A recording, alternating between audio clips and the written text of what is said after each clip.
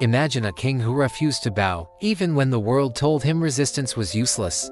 A king who looked at invading armies with superior weapons and did not see defeat but opportunity.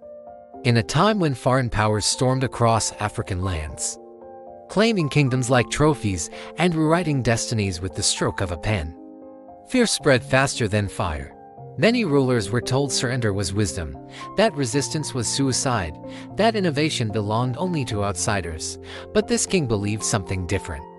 He believed that the mind was the most powerful weapon ever created, and that courage guided by intelligence could challenge even the strongest empire.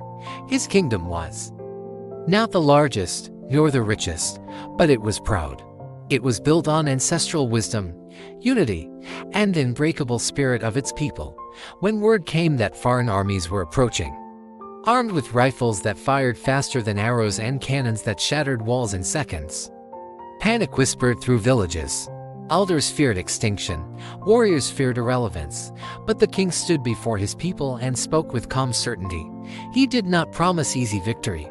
He promised effort, sacrifice, and relentless adaptation. He told them that survival would not come from copying the enemy blindly, but from understanding them deeply and then becoming something they could not predict.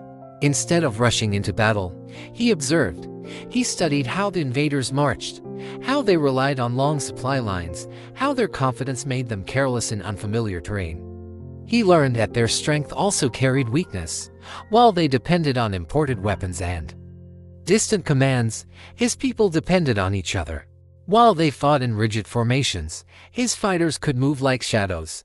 While they expected open battlefields, he would turn forests, rivers, and mountains into living defenses. The king reorganized his army not as a single force, but as many moving parts, small, fast units trained to strike quickly and disappear. Warriors learned to fight at night, to move silently, to use the land as both shield and weapon. Blacksmiths were no longer just craftsmen, they became engineers of resistance. Broken enemy rifles were collected, studied, and repurposed. Ammunition was conserved, reused, redesigned. When bullets were scarce, ingenuity multiplied their value. He encouraged learning in every form. Young minds were taught strategy, communication, and discipline. Messengers learned speed and secrecy. Scouts learned observation and patience. Farmers learned how to hide food stores and relocate entire communities when danger approached. The kingdom itself became mobile, flexible, impossible to pin down. When the enemy captured a village, they found emptiness. When they advanced expecting surrender, they met silence. When they celebrated victory, they were surrounded by uncertainty.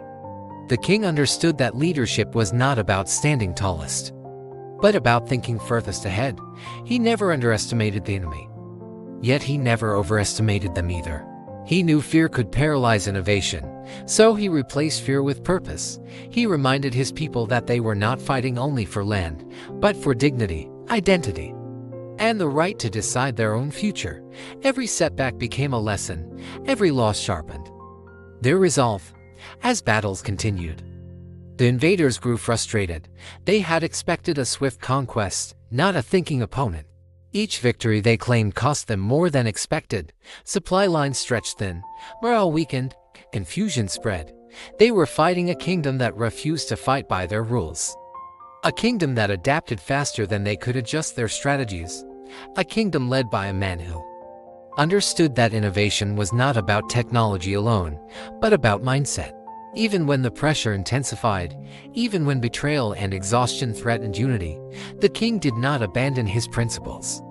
He led from the front when necessary and from the shadows when wisdom demanded it. He knew when to fight and when to retreat. He knew that retreat was not weakness, but preparation. Survival itself became an act of defiance. Years passed, and though the kingdom faced immense hardship, it did not vanish as many had predicted. It stood longer, resisted harder, and inspired deeper than anyone expected. The king's name became synonymous with fearless intelligence, with resistance fueled not by rage, but by strategy. His story traveled beyond borders, carried by whispers and memories, reminding future generations that Africa was never passive, never silent, never without vision. His legacy teaches us something timeless, that innovation is not owned by any one people, that leadership is not about power, but responsibility, that courage without thought burns quickly, but courage guided by wisdom can reshape history. In our own lives, we may not face invading armies, but we face obstacles that tell us we are unmatched, underprepared, and destined to fail. Like that king, we are often told to surrender our dreams, our identity, our ambition. And like that king, we must decide whether we accept those limits or challenge them with creativity, resilience, and belief. If this story of a fearless African king defending his people through innovation and courage stirred something inside you, don't let that feeling fade. Act on it. Like this video to help spread stories that empower. Share it so others can remember where strength truly comes from.